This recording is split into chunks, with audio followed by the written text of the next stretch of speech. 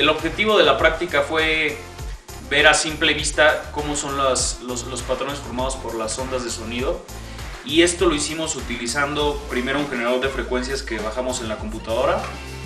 Utilizamos frecuencias de 200 a 600 Hz en intervalos de aproximadamente 3 minutos.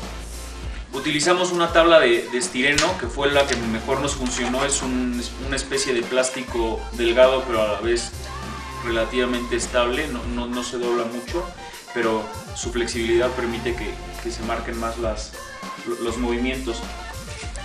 Al conectar la computadora al amplificador, podríamos regular el sonido y así hacerlo, bueno, amplificar el sonido, que iba a ir hasta un subwoofer de coche, que es el que conectamos directamente.